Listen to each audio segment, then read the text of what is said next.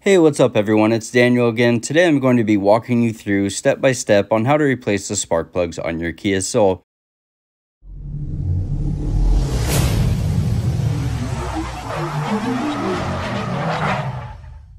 Once you have your hood propped open, go ahead and grab this plenum on top of the motor and just pry it straight up and it'll unclip. Next, we are going to remove the wiring harnesses connecting to the coil packs. So in order to do this, there is actually a tab on the end of each connection. You'll need to pull that tab out and then simply push in on each side of the harness there to release it from the coil itself. Once the wires are disconnected, go ahead and pull each one of them off to the side to keep them out of the way. Next, you'll be using a 10mm socket to remove all 4 of the bolts that are holding down each one of the coils. To remove each coil pack, twist and pull at the same time. I prefer to reinstall each coil in the same cylinder hole that I remove it from. Now that the coil packs are removed, using a 5/8 spark plug socket and a 6-inch extension and a 3/8 ratchet, remove each one of the spark plugs. Because the threads are so long on these spark plugs, once I have them all loosened up, I use my impact to remove them quickly.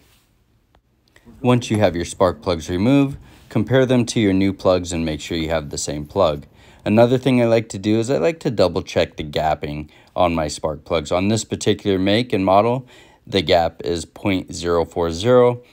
Some Kias have a 0.044 gap, which isn't a big difference, but you just want to double check each gap just to make sure everything is accurate before reinstalling your new spark plugs.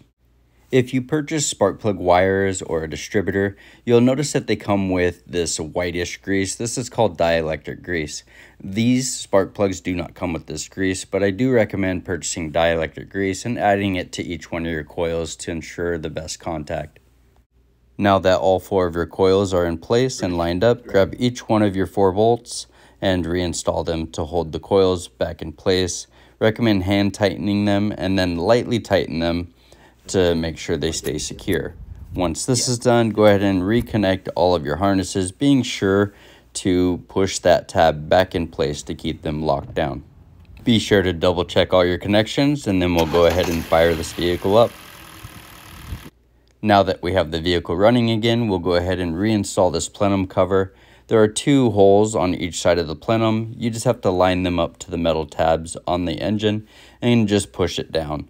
It is a pretty simple process. Just make sure that these tabs are lined up. Thank you everyone so much for watching. Please feel free to check out the description for any tools or parts you may need for this job.